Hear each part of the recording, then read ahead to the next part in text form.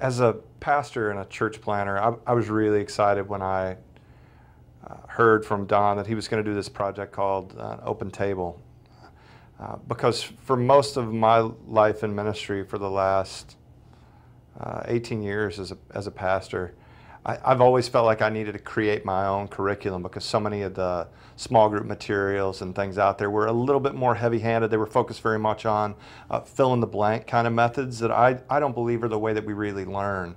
Is that because somebody else has said this is true, now I'm going to believe it. That I believe we learn best in discussion and what the Hebrews called midrash, where there was a tension between ideas and you felt the freedom to know that you could express your own ideas and your own thoughts and that you'd be in a safe place for that. The open table small groups and curriculum are really about creating that kind of environment where you share a meal, where you share your ideas, where everybody comes on equal footing. Somebody may have a seminary degree and somebody may have never actually read the Bible in significant chunks, and they get to sit at an equal place at the table and share their thoughts and their views and their hopes and their dreams, and that we believe by all those people interacting that they're in a position to search for truth well.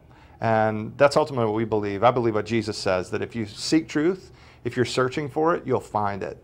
And we think a table with good food and good discussion is a great place for that to happen. Don, you know, I mean, when you first told me the idea of what you wanted to do with this curriculum, it could be an accessible place for people to explore faith. People like a guy that came up to me after Ecclesia on Sunday. He came 3 weeks ago because he's a Buddhist leader in Houston, right? And he'd heard about what we were doing and felt obliged to somehow check it out and kind of check it off his list. Yeah. And he was so captivated because we just told stories of Jesus that he'd never heard before. And now he's been 6 weeks in a row. And after every week, he comes up and tells me how much more fascinated he is with Jesus. And this last week, he said, I think I'm converting to Christianity. And this is a prominent Buddhist leader who leads these Buddhist retreats. Yeah. And I told him that I believe there are a lot of people like him in our city and across the United States that are searching for truth. And that when they hear just simple stories of who Jesus was and what he did and how he loved people, that they would naturally respond that way. And I think even Buddhism is a natural gateway towards true Christianity. He's not going to dive into religion, but there have been very few small groups or even churches at times that you could invite somebody like that into, where he could say, this is what I believe now, but I'm open and I want to learn and I want to grow, and you could have healthy dialogue. So for me, when I heard you were doing that, that's what it got me really excited. But I'm curious, what brought you down that road to say, this is something I'm going to take my time and invest in? Well, I think for me, I've always wanted to share my faith. I've always had this affinity for Jesus, obviously. But the methods that I was taught to do that, and the way that I was taught to do that, was to sort of present 4 or 5 ideas and then ask somebody if they agreed with those ideas. And I found, especially as culture began to shift, that became almost offensive to people in American culture. It isn't in other parts of the world, but it is in our culture. And so I wondered, man, how do you do this? And then I realized, well, the Bible is really just presenting a sort of journalistic perspective of Jesus. It is strategic, to be sure. I mean, John says, I've said these things that you might believe that Jesus is the Son of God. But how does he say it? Does he give 5 points? No, he just shows these pictures of Jesus interacting with people. And so we thought, man, if we're going to create a small group curriculum that introduces people to Jesus, we should just do it the way John did it, right? And so we just broke up vignettes about Jesus, little scenes that he interacts with people in Scripture. We broke them up into small daily readings. So somebody at your church, you could just stand up and say, hey, if you got questions about Jesus, if you want to know about Christianity, we've got a small group called the Open Table. People just show up at the Smith's house and they have dinner, and then they watch this little DVD that has some people talking about Jesus, and then you'll actually get a book and you can read about Jesus. And so each day, it's kind of like setting somebody up on a blind date, right? I mean, let's say you want to introduce somebody to a gal. You just sort of go, hey, like man. I've tried to do with you a lot of different times. Many different times, and I'm sorry about that. But you know, you want to introduce somebody to somebody. Well, you know, you don't say, here are the 5 top things about this person. Do you or don't you like them? Yeah. That's not how relationships work. So the very presupposition of introducing somebody to 5 philosophical ideas and asking them to agree, the presupposition is that 1, God is not a deity that you can interact with, that 2, salvation doesn't come through a relational dynamic, it's a philosophical decision, which excludes children and people who are mentally simple. We don't see this in the Bible at all. No. We see people going, there's something about that guy. And Jesus actually says, I'm the good shepherd, the sheep will know my voice. It's a mysterious kind of exchange. And so if I want to introduce somebody to Jesus, what I want to do is get them some vignettes about Jesus straight out of Scripture, and then just ask the question, what'd you think? Yeah. Do you like him? Do you think he is who he says he is? And then Jesus, if he's alive, if he exists, if this is really the God, he'll do the rest. And we see that he does.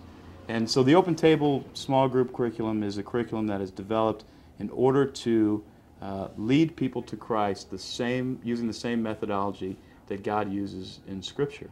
And when we see God interacting in Scripture, he loves to sit around a table and share information and bond through the very act of eating and open discussion and open dialogue.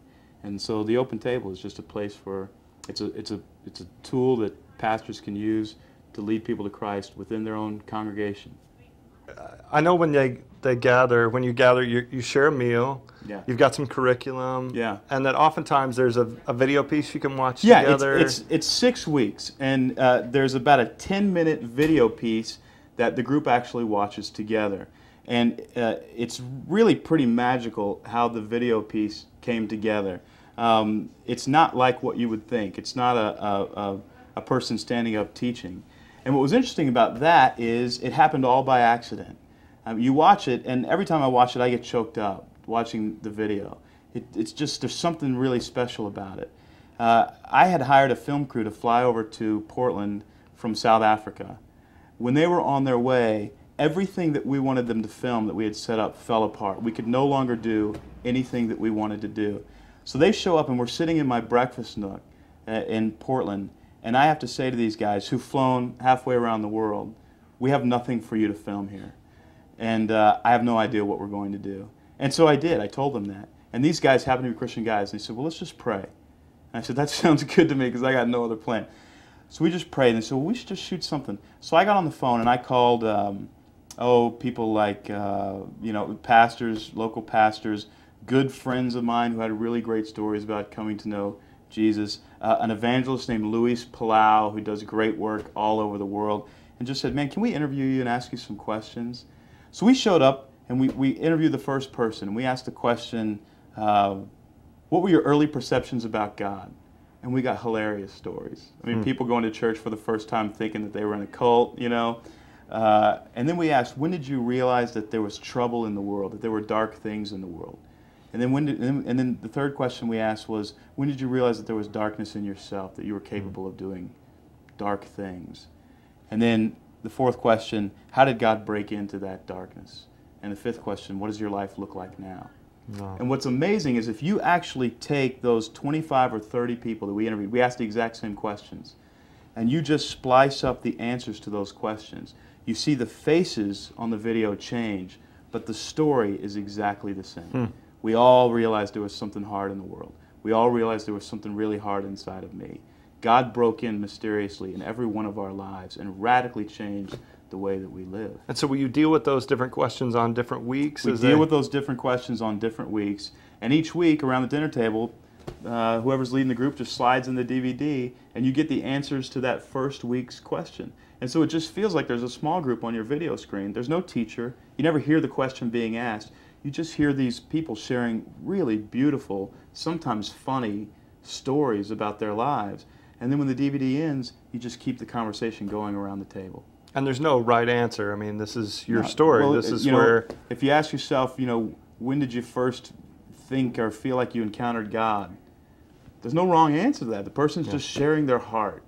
And then as they look through the pages of the book and they see these encounters that people have with Jesus, you see Jesus having encounters with people all the time who have these absurd ideas about God. But, he doesn't beat them down and say you're wrong. He just says, well, you think this way. Let me tell you this other thing that is coming to pass. And that's exactly how we want to interact with people who are looking for God in these small groups. Well, I hope a lot of people take the time to ask some questions, tell some stories, and in our experience, good things always happen when we do that. So. Yeah, yeah. So thanks for taking the time to do Yeah, it. man, I think it's going to be neat. Yeah.